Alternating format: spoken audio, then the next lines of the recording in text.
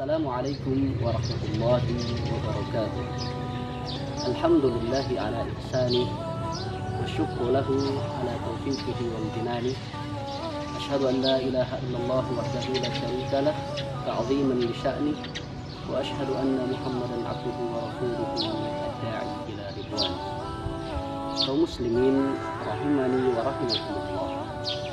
Pertama-tama marilah kita bersyukur kepada Allah karena Allah Subhanahu wa taala telah menyampaikan kita ke bulan suci Ramadan.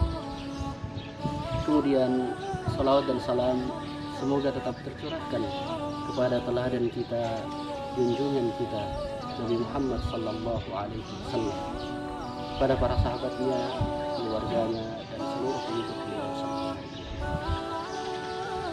Kaum muslimin rahimani wa rahimakumullah.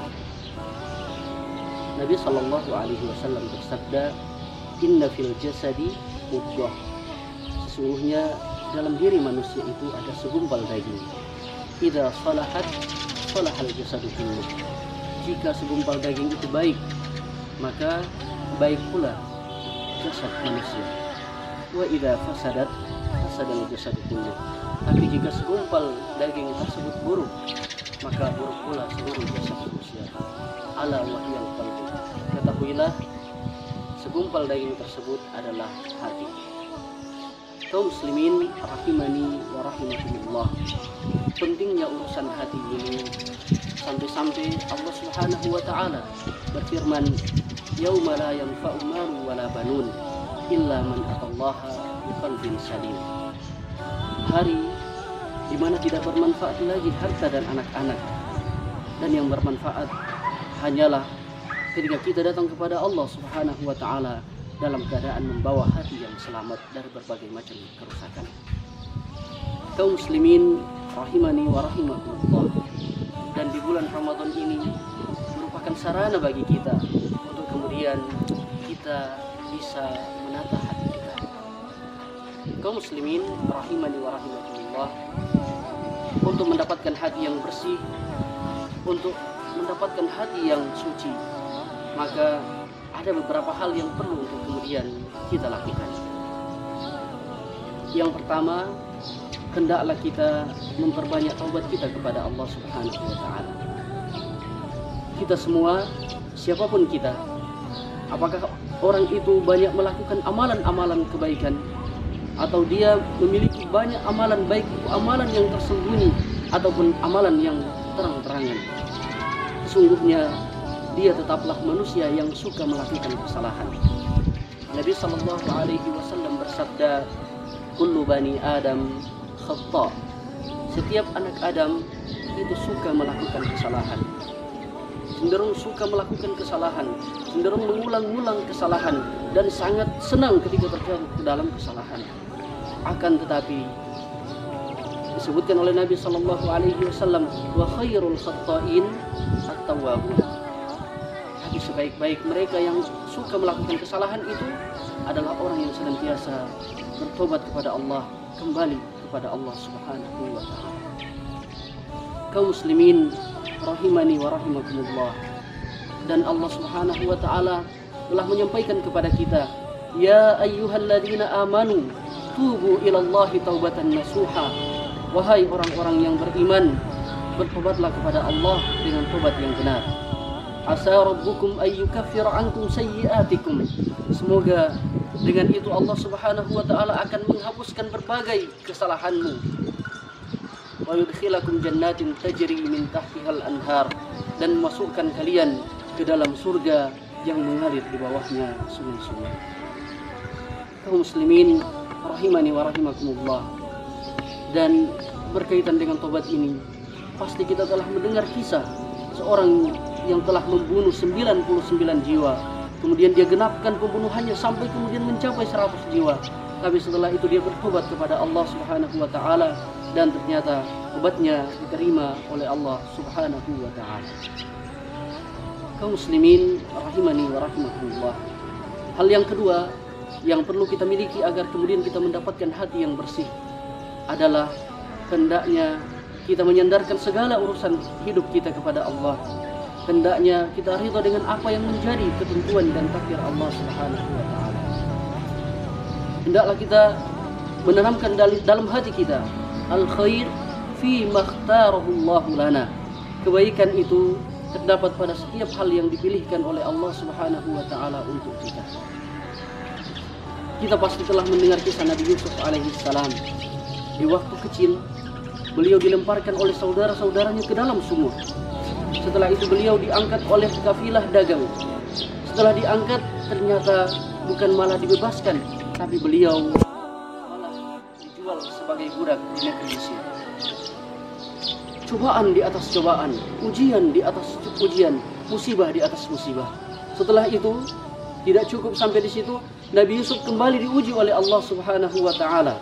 Diuji dengan godaan perempuan yang mengajak beliau untuk berzina. Tapi kemudian Allah Subhanahu wa taala menyelamatkan beliau dari perzinahan tersebut. Ujian di atas ujian. Ternyata tidak cukup sampai di situ. Setelah itu Nabi Yusuf alaihi salam harus dijebloskan ke dalam penjara.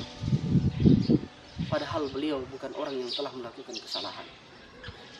Dan ternyata ujian di atas ujian, musibah di atas musibah yang didapatkan oleh Nabi Yusuf alaihi salam, ternyata ada rencana terbaik Allah Subhanahu wa taala yang menanti hal tersebut.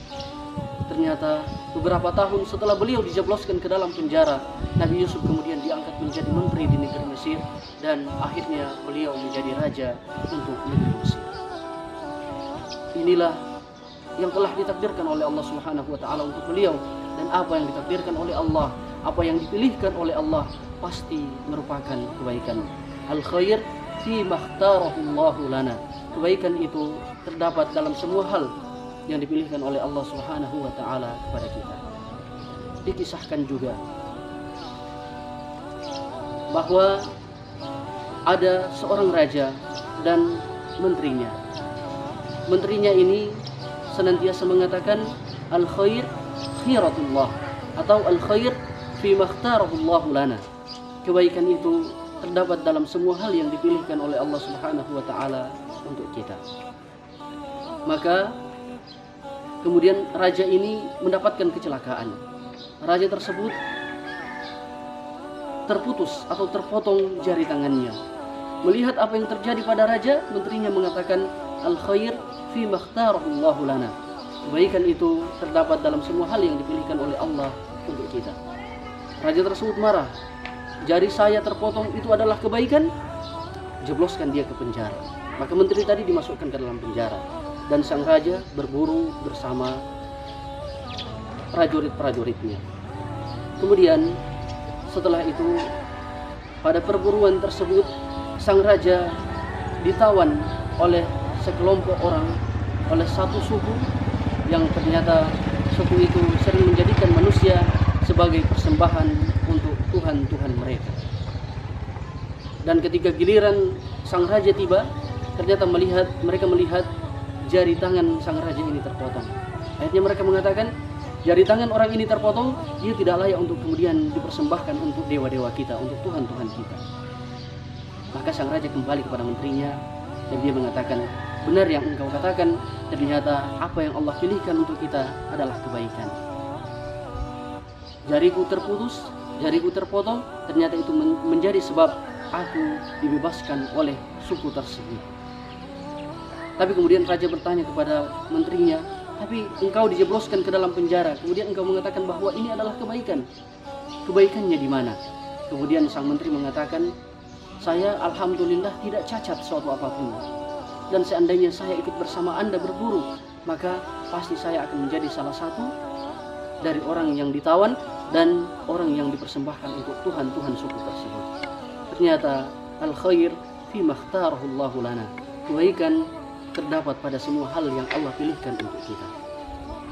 Kaum muslimin rahimani wa rahimakumullah. Kemudian perkara ketiga yang bisa membantu kita untuk mendapatkan kebersihan jiwa kita, kebersihan hati kita adalah memilih teman duduk, memilih teman bermain, memilih teman bergaul yang baik.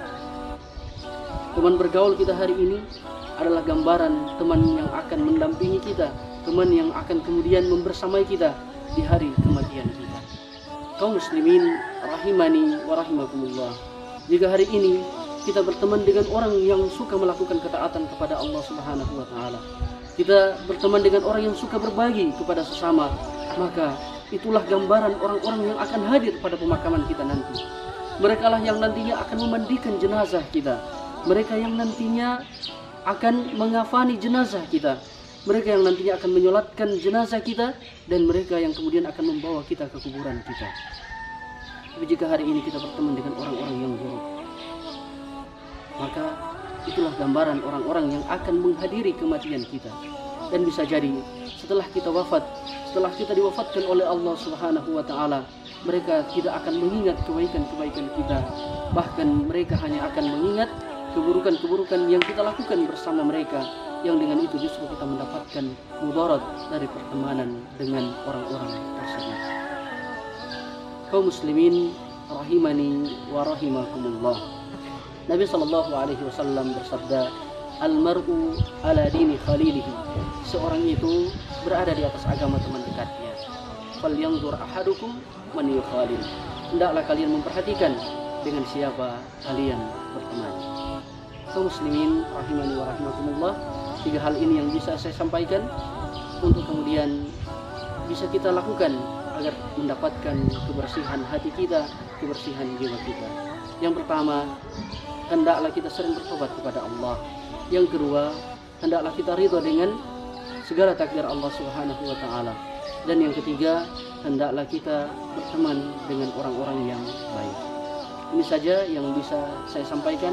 Semoga hari-hari Ramadan kita ini kita jalani dengan kebaikan, dan semoga Allah Subhanahu wa taala memasukkan kita ke dalam golongan orang-orang yang diterima taubatnya, diampuni kesalahan-kesalahannya oleh Allah Subhanahu wa taala. Dan tetap jalankan ibadah puasa, jalankan qiyamul lail.